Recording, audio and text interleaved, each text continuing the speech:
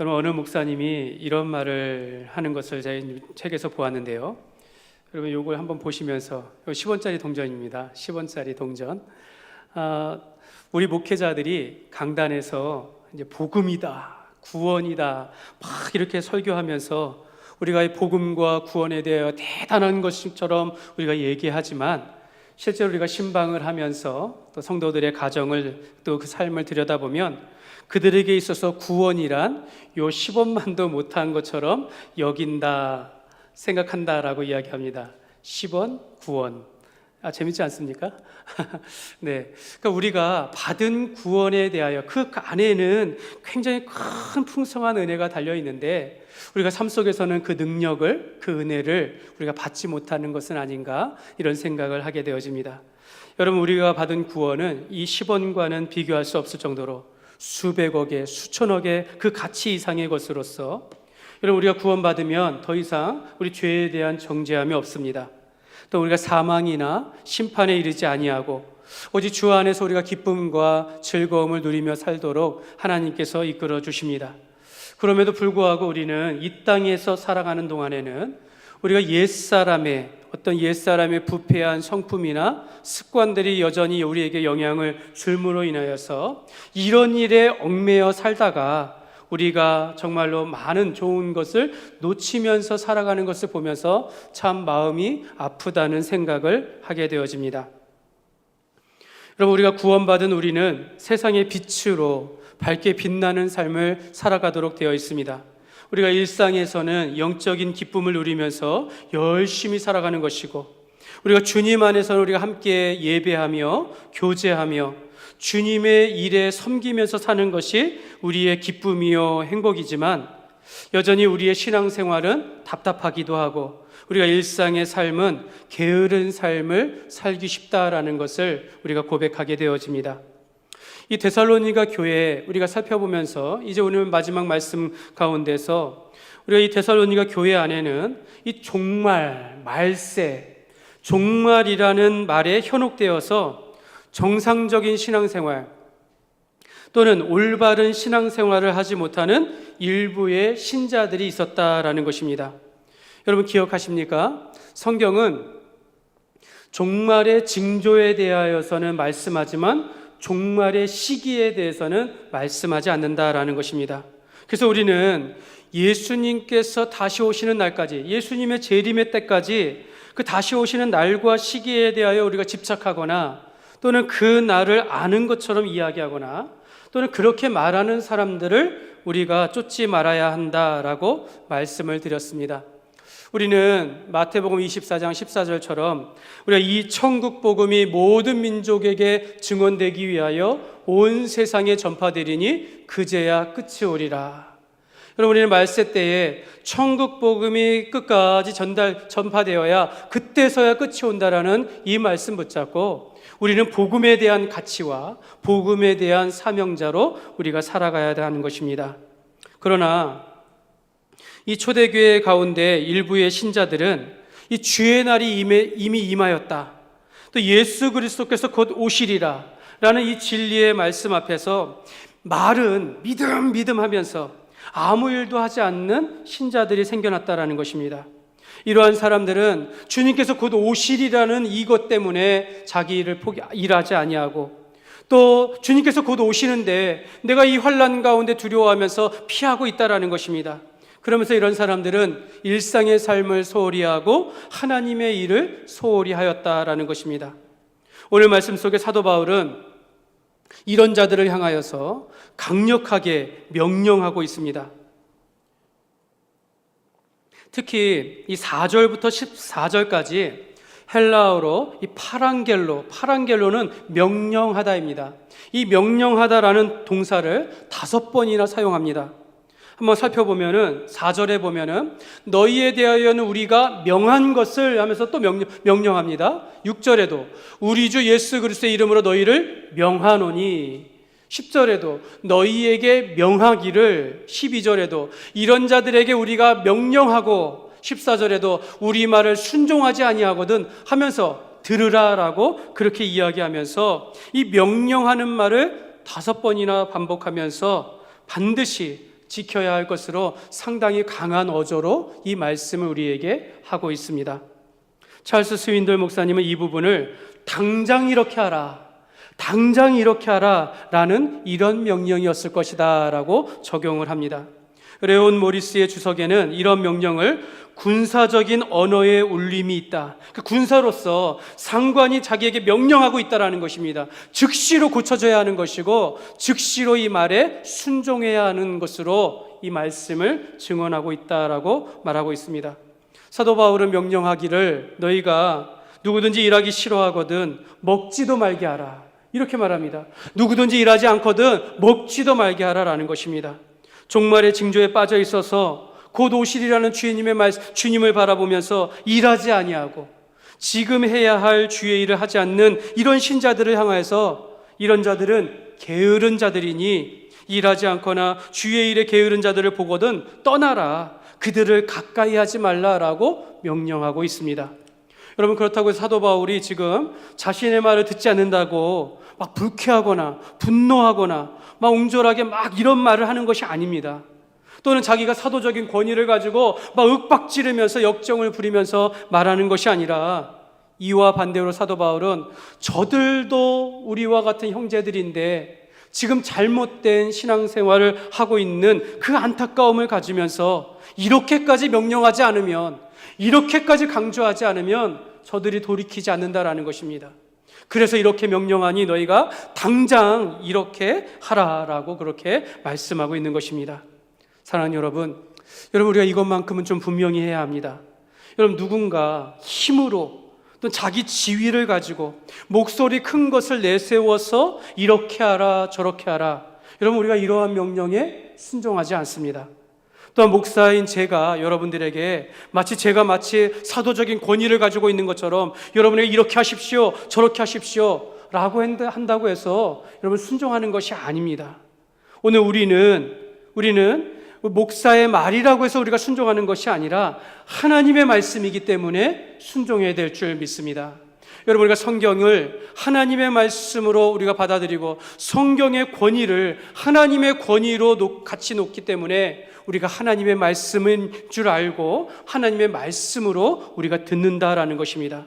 그러므로 우리는 사람의 말에 순종하는 것이 아니라 성경의 말씀의 권위 앞에, 성경이 하나님의 말씀이라는 권위 앞에서 우리가 순종하며 복종하는 자가 되어야 될 줄 믿습니다. 제가 왜 이렇게 성경의 권위를 인정하며 하나님의 말씀으로 듣기를, 그러면서 순종하기를 강조하는 이유는요, 여러분, 사도시대라도 사도들의 가르침을 무시하면서 스스로 행하는 자들이 있었다라는 것입니다. 이와 같이 여러분, 오늘날에도 성경의 말씀을 있는 그대로 받아들이지 아니하고 스스로 자기가 원하는 대로, 듣고 싶으면 듣고 싶은 대로 그렇게 사사로이 받아들이면서 살아가는 사람들이 참 많이 있기 때문입니다. 그러므로 우리가 오늘 말씀, 하나님의 말씀으로 봤때 오늘 말씀의 어조가 명령입니다.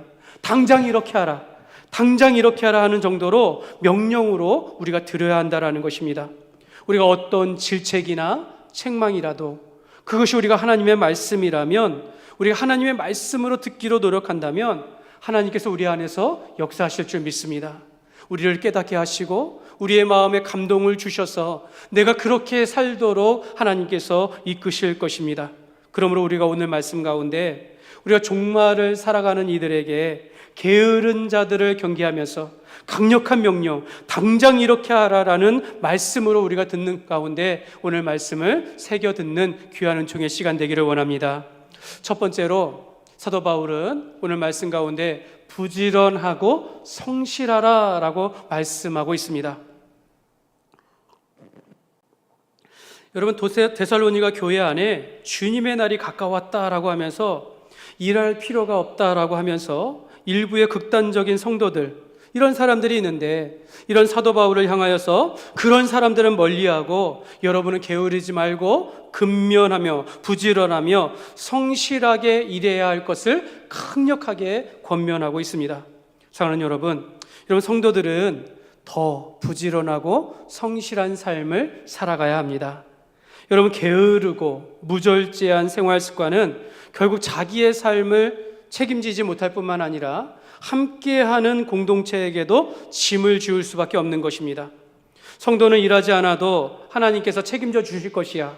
이런 무책임한 믿음으로 살아가는 사람들 하나님께서 받아주시지 않습니다. 우리가 일상의 삶을 부지런하게 성실하게 살아가는 것은 그리스도인들의 직업에 대한 바른 자세라고 말씀하고 있는 것입니다. 오늘 9절 말씀 보시면 사도 바울이 이렇게 말합니다. 우리에게 권리가 없는 것이 아니요 오직 스스로 너희에게 본을 보여 우리를 본받게 하려 함이라 라고 하면서 사도 바울이 내가 너희에게 권리, 그러니까 내가 선한 이 선교의 일들을 하면서 내게 필요한 양식들과 필요한 재정들을 너희에게 구할 수 있는 권리가 있지만 하면서도 데살로니가전서 2장 9절에 보면 이렇게 말합니다. 형제들아 우리의 수고와 애쓴 것을 너희가 기억하리니 너희 아무에게도 폐를 끼치지 아니하려고 밤낮으로 일하면서 너희에게 하나님을 전하였노라. 사도 바울은 하나님의 일을 하는 것과 자신의 일을 하는 것을 병행하면서 했다라는 것입니다. 사도 바울은 자기의 일들을 낮에는 열심히 일하는, 때를 얻을 때마다 열심히 일하면서 다른 사람에게 손을 빌리지 아니하고 오히려 일하는 것을 본을 보이면서 주님의 일들도 열심히 하였다라고 그렇게 말하고 있습니다. 여러분, 교회 안에서 일하지 않으면서 재림에 대한 어리석은 소문을 퍼뜨리고 위기의식을 조장하면서 말썽을 피우는 사람들, 이런 사람들을 우리가 경계하면서, 또 이런 사람들은 자기 손으로 일하지 않으면서 교회에게 손을 빌어서 살아가는 이런 사람들이 있다라는 것입니다. 오늘 그런 자들을 책망하고 있습니다. 사랑하는 여러분, 교회는 물론 형편 가운데 가난하고 또 어렵고 아프고 어려움에 직면한 사람들에게 피난처가 되어야 하는 것은 맞습니다. 또한 그러한 이웃을 도와줘야 하는 것이 우리 교회의 사명 가운데 하나입니다. 그러나 교회가 게으르거나 무책임한 이들의 피난처가 되어서는 안 된다라는 것입니다. 여러분, 김남준 목사님의 게으름이라는 책이 있어요. 거기에 이런 말이 있습니다. 죄가 세상에 들어오기 전에도 처음 사람 아담과 하와는 노동함으로 하나님을 섬기도록 부름을 받았습니다. 이렇게 말합니다. 하나님께서는 이 창조 세계를 하나님을 대신하여 선량한 관리자로서 돌보도록 사람에게 위임하셨다라는 것입니다. 여러분, 하나님께서 지으신 이 모든 세계가 하나님의 뜻대로 온전히 세워지기 위해서는 우리가 그리스도 안에서 우리가 부지런히 일하면서 관리하도록 우리가 부름을 받았다라는 것입니다. 그러나 보통 사람들은요, 이 노동을 죄의 결과라고 생각해요. 우리가 이 노동하는 노역을 마치 죄의 결과처럼 왜 내가 이렇게 힘들게 살아가야 하는가, 이렇게 불평한다라는 것입니다. 그러나 여러분, 성경적으로 노동하는 것 자체는 하나님의 축복이라고 말씀합니다. 여러분, 우리가 일하면서 살아갈 수 있는 것은 하나님의 큰 축복이고, 우리가 구원받은 이후에도 순종과 부지런함을 한 삶을 통하여서 더 풍성한 은혜와 복을 누린다라고 말씀하고 있습니다. 여러분, 천국에서도 마찬가지입니다. 여러분, 우리도 거기에서도 부지런히 예배드려요. 거기에서도 부지런히 하나님을 찬송하고 이 땅의 교회를 위하여 우리가 기도하게 될 것입니다. 우리가 노동을 이 땅에서의 섬김으로 여긴다면 여러분, 이것만큼 행복한 것이 없다라는 것입니다. 여러분, 노동 자체는 선한 것이지만 노동을 통하여 얻지 못하는 것이기 때문에 우리가 불평하게 되는 것입니다. 그러나 하나님께서는 그리스도인들의 삶을 보호하여 주시고 그리스도인들의 노동을 통하여서 더 풍성한 것을 주기를 원하신다라는 것입니다. 종교개혁자 루터는 이렇게 말합니다. 우리의 일터와 직업은 하나님이 우리를 그 자리로 부르셨다라는 직업에 대한 소명의식을 가져야 한다라고 말합니다. 여러분, 우리가 일하는 일터나 우리가 직업이 있다, 이것은 하나님께서 우리를 그 자리로 부르셨다라는 직업에 대한 소명의식을 가져야 한다라는 것입니다. 여러분, 성경에서는 우리가 육체의 상전이라도 죽게 하듯이 순종하라고 말씀하여 우리가 일하는 현장에서 성실하게 일하도록 말씀합니다. 여러분, 교회의 일만이 거룩한 것이 아니라 우리가 일하는 것도 선교지로서 여전히 우리가 성실하게 살아가야 하는 것입니다. 우리의 선한 행실을 통하여서 우리가 일상의 삶과 그 삶 속에서 우리를 통하여서 그들이 주님께로 돌아올 수 있다면 우리가 그렇게 성실하게 살아가야 한다라는 것입니다.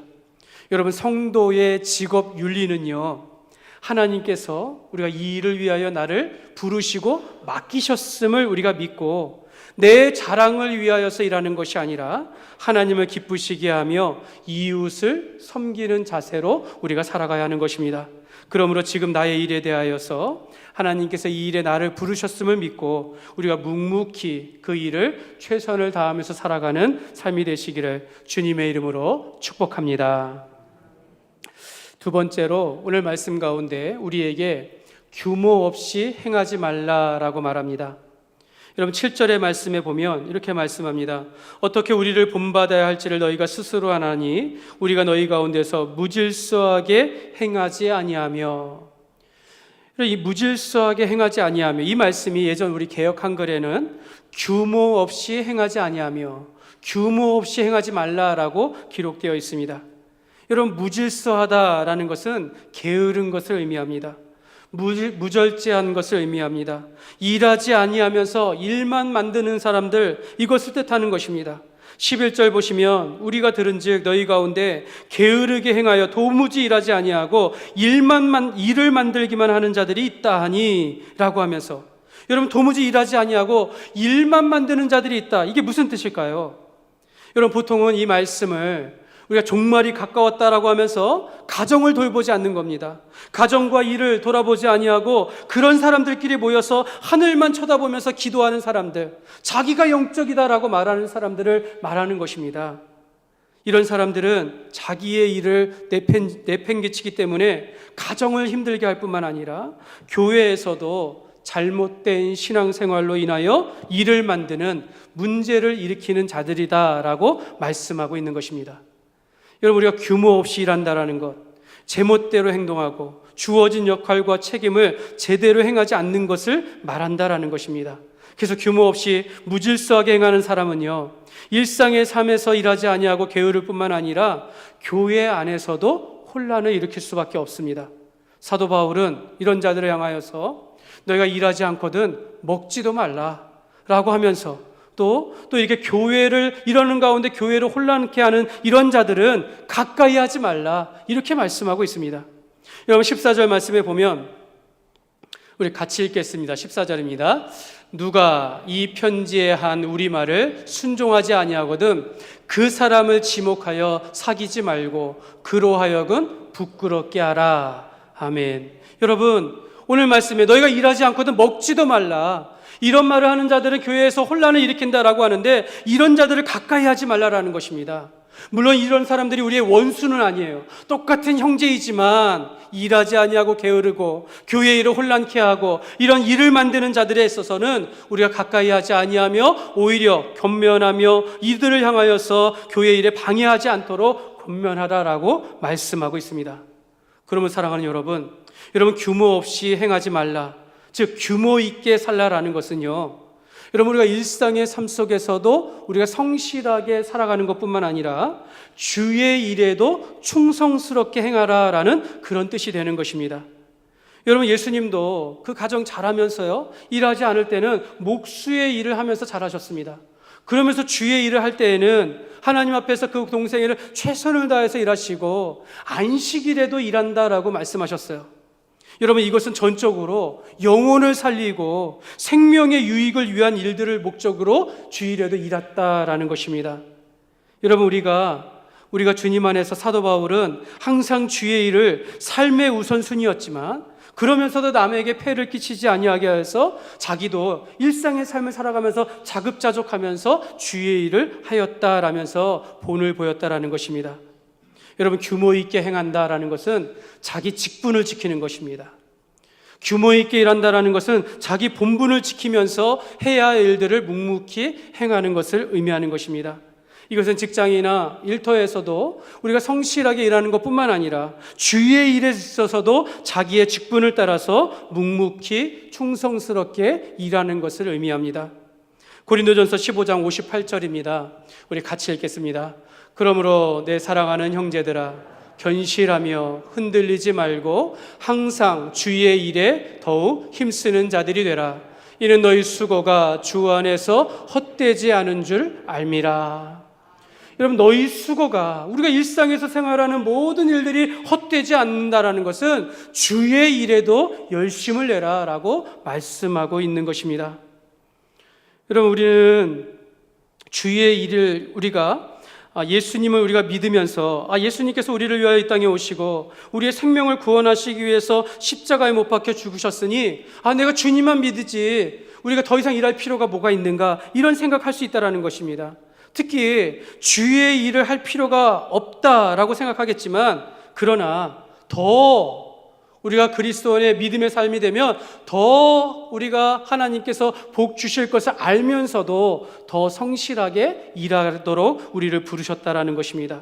그러니까 여러분, 세상 속에서 일하는 것이 먼저냐, 아니면 교회 공동체 속에서 주의 일을 먼저 하느냐, 이런 거는요 선택의 문제가 아닙니다.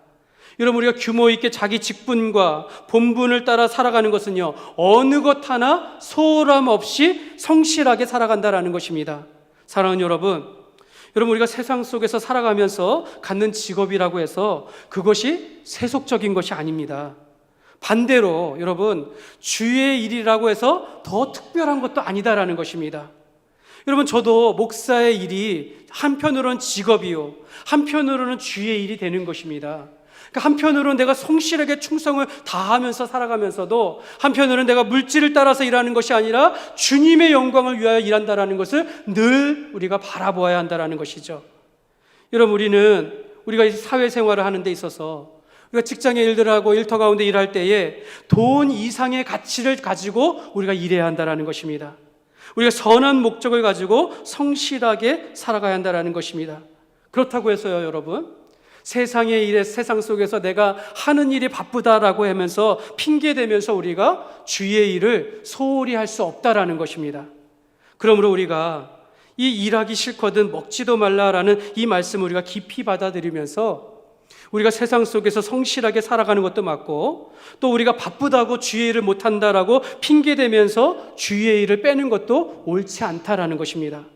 오늘 주님께서는 우리에게 당장 이렇게 하라 라고 말하는 것은 내게 맡겨진 직분과 사명을 따라서 내가 어느 곳의 일이든, 세상의 일이든 주의 일을 오늘 주님 앞에서 나와서 봉사하는 것이든 어느 것 하나 소홀함 없이 우리가 성실하게 살아가라 라고 말씀하고 있습니다. 그러므로 우리가 이와 같이 사회생활에서도 주님의 일에서도 모든 일에 주안해서 모든 일에 규모 있는 삶이 되시기를 주님의 이름으로 축복합니다. 세 번째로, 오늘 말씀에 선을 행하되 낙심하지 말라라고 말씀합니다. 여러분, 우리가 인생이, 예수 믿고 나서 인생이 잘 풀리기를 원하지만 여러분, 그렇지 않을 때에는 이유가 있습니다. 사람들은 그렇게 이야기해요. 내가 좀 돈만 조금만 더 있으면 잘 됐을 텐데, 또는 내가 좀 교육을 잘 받았더라면 인생이 더 잘 풀리지 않았을까, 내 인맥이 없어서 내가 이렇게 됐어 라고 불평할 수 있겠지만, 여러분, 우리가 인생이 풀리지 않는 이유에 대하여서 어떤 분은 이렇게 말합니다. 당신에게 매력이 없기 때문이다 라고 말하는 분들도 있습니다. 내가 너무 이기적이기 때문에, 내가 사람과의 소통이 되지 않기 때문에, 사람과 가까이 하지 않는 이런 것 때문에 오히려 인생이 풀리지 않는다라고 이야기합니다. 매력적인 삶이 되기 위해서, 여러분, 내가 사람들에게 매력을 주는 것은요 돈이 들지 않습니다. 교육이 필요하지 않습니다. 인맥이 필요하지 않는, 정말로 나의 인품과 성품을 통하여서 성공할 수 있는 길이 된다라는 것입니다. 그러므로 여러분, 우리가 매력적인 삶이 되기 위해서는요, 여러분 웃으십시오. 여러분 우리가 불평불만하지 마시기 바랍니다. 되도록이면 내가 그리스도인으로서 품격을 잃지 않기를 원합니다. 여러분, 우리가 가지고 있는 목의 힘, 이거 좀 빼고 우리가 정말 우리 마음 가운데는 사랑이 풍성한 이런 삶을 살아갈 때 우리가 이 세상 가운데 매력적인 삶이 되어서 그리스도 안에서 더 성공적인 삶을 살아갈 수 있다는 것입니다. 여러분, 무슨 뜻입니까? 여러분, 우리가 이 땅에서 일하는, 우리가 이 땅에서 살아가는 목적이 분명해야 한다는 것입니다. 우리가 겉으로 보이는 물질이나 권력이 우리가 일하는 삶의 목적이 되어서는 안 된다는 것입니다. 여러분, 우리를 통하여서 내가 복을 받는 것뿐만 아니라 나를 통하여 주위의 사람들이 복을 받고, 나를 통하여서 하나님께 영화롭게 되어지는 것이 우리가 일하는 목적이 되어야 한다는 것입니다. 종교개혁자 루터는 이렇게 말합니다. 그리스도인에게 있어서 직업이란 자기 자랑을 위한 것이 아니라 하나님을 기쁘시게 하고 이웃을 섬기기 위한 것이다 라고 그렇게 이야기했습니다. 여러분, 일하는 것도 선을 행하는 목적이 되어야 한다는 것입니다. 여러분, 하나님께서는 우리에게 행하는 모든 선을 선으로 갚아주신다라고 약속해 주셨습니다. 우리가 일하는 곳마다 하나님께서 함께 하시고 내가 일하는 곳마다 하나님께서 더 풍성하게 복을 주시고 채워주실 것을 우리가 믿는다라면 우리가 일하는 모든 목적이 다 하나님의 영광을 위하여 살아가야 될 줄 믿습니다. 여러분, 성경에 보면 요셉이 그랬습니다. 이 요셉은 꿈 한 번 잘못 말하는 바람에 형들에게 미움을 받아가지고 애굽의 노예로 팔리게 되어집니다. 낯선 나라 애굽의 이방 나라에서 보디발 장군의 집의 종으로서 일하면서 살아가게 되어지는데 이 요셉이 젊은 나이에 얼마나 성실하게 일했던지 그 주인이 자기의 모든 소유를 요셉에게 믿고 맡길 정도였다라는 것입니다. 그러면서 성경은 이렇게 말해요. 하나님은 요셉을 위하여 그 사람의 집에 복을 내렸다라고 말씀합니다. 요셉이 그렇게 열심히 일했지만 보디발 장군의 아내의 모함으로 인해 가지고 왕의 죄수들만 들어간다라는 깊은 감옥에 빠지게 되어집니다. 근데 그 깊은 감옥에서도 거기에 있는 간수장이 이 요셉을 얼마나 신뢰했던지 죄수들을 맡길 정도로 그 감옥의 모든 일들을 요셉에게 맡겼다라는 것이에요. 이를 두고 성경에 보면 하나님께서 요셉과 함께 하셨고 하나님께서 요셉의 하는 일을 형통하게 하셨다라고 말씀하고 있습니다. 여러분, 우리가 세상 속에서 살아갈 때 여러분, 우리가 성실하게 또 우리가 탁월하게 일하는 것을 통해서 하나님께서 그의 삶을 통하여 축복하신다라는 것입니다. 여러분, 우리가 사회생활 속에서 우리가 믿지 않는 자들에게도 인정을 받는 삶을 살아가는 것이며 그 속에서 우리를 통하여서 많은 사람들이 복을 받을 수 있는 그런 복의 통로가 된다라는 것이죠. 결국 우리의 삶을 통해서 나도 잘 되고 또 주위에 있는 사람들 잘 되고 이것을 통해서 하나님께 영광을 돌리는 삶을 사는 것이 우리 삶의 목적이 되어야 한다라는 것입니다. 사랑하는 여러분, 교회 안에서도 마찬가지입니다. 여러분, 우리는 우리의 직분을 따라서 일하되 모든 것이 다 교회 공동체의 유익을 위해서 일하는 것입니다. 결국 나를 통하여 교회의 이름이 드러나야 한다는 것이죠. 교회 안에서 한 사람의 자기의 의의가 나타난다거나 자기의 그건 영광이 나타나는 것이 아니라 내가 잘하는 것을 통해서 교회의 이름이 소문이 나면 그것을 통해서 많은 사람들에게 칭찬을 듣고 찾아오게 된다는 것입니다. 여러분, 성경은요, 자기 육체를 위하여 심는 자는 썩어질 것을 거두는 것이고 성령을 위하여 성령 안에서 심는 자는 성령으로 영생을 거두리라 라고 약속하고 있습니다. 하나님께서는 우리의 필요를 아십니다. 우리가 먼저 그의 나라와 그의 의를 구하면 우리가 무엇이 필요한지 먹고 마시고 살아야 하는 모든 필요를 하나님께서 풍성하게 채워주신다라고 약속하십니다. 그러므로 우리가 세상 가운데 일을 하든 주님 안에서 일을 하든 우리가 선한 마음으로 섬기기를 원합니다. 여러분, 우리가 하나님의 영광을 위해서 일하시기를 바랍니다. 여러분, 우리가 하는 선한 일을 하나님께서 보고 계신다라는 것을 믿는다면 여러분, 우리가 낙심할 이유가 없습니다. 하나님께서 다 보상하여 주신다라는 것입니다. 갈라디아서, 우리 같이 읽었나요? 갈라디아서 6장 9절 10절입니다. 우리 같이 읽겠습니다. 우리가 선을 행하되 낙심하지 말지니 포기하지 아니하면 때가 이름에 거두리라. 그러므로 우리는 기회에 있는 대로 모든 이에게 착한 일을 하되 더욱 믿음의 가정들에게 할지니라. 여러분, 우리가 선을 행하면 때가 되면 다 거둔다라고 말씀하십니다. 하나님께서 보상하여 주신다라고 말씀합니다. 여러분, 우리가 농부는 그 사실을 알 거예요. 내가 정말 성실하게 일하고 우리가 가꾸면 가꿀수록 때가 되면 우리가 거두는 것처럼 우리가 하나님 안에서 우리가 이 땅에서 내게 맡겨진 일들, 사회에서든 주 안에서든 일하는 것들마다 하나님께서 우리에게 복을 주신다라고 약속하십니다. 말씀을 맺겠습니다. 사랑하는 성도 여러분, 여러분, 성도의 믿음의 삶이란 여러분 일터에서의 삶이나 교회에서의 삶이 분리되는 것이 아닙니다. 성도는 어느 자리에 있든지 성실하게 살아갑니다. 여러분, 우리가 세상에서만 소금과 빛이 아니라 교회 안에서도 소금처럼 빛처럼 거룩하게 살아야 한다는 것입니다. 여러분, 우리가 어느 자리에 있든지 죽게 하듯이 행하며 주님이 오늘 나와 함께 하심을 믿고 살아가는 것입니다. 여러분, 선을 행하는 것은요, 씨를 뿌리는 것과 같습니다. 때가 되면 거두리라 약속하신 것처럼 여러분, 우리가 직장에서든 교회에서든 여러분 가정에서든 선을 행하시면 선을 행하는 그 사람을 하나님께서 복을 주시고 그 사람을 통하여 그 가정이 잘 되어지고 그 직장이 잘 되어지고 교회가 잘 되는 줄 믿습니다. 그러므로 여러분, 우리가 지금 이 시대에 말세다, 종말이다, 여러분 이런 말 할 필요가 없습니다. 말세다, 종말이다 하면서 우리가 흔들리지 말고 우리가 직장과 일터 속에서 내게 맡겨준 상황 속에 성실하게 살아가고, 마찬가지로 여러분 세상 일 아무리 바쁘다 할지라도 여러분 우리가 주의 일에는 또 적극적으로 우리가 참여함으로 세상이든 교회이든 가정이든 교회이든 믿는 사람 안에서든 믿지 않는 사람 속에서든 늘 우리가 성실하게 또 우리가 규모 있게 그리고 우리가 선을 적극적으로 행하는 그런 복된 삶이 되시기를 주님의 이름으로 축원합니다.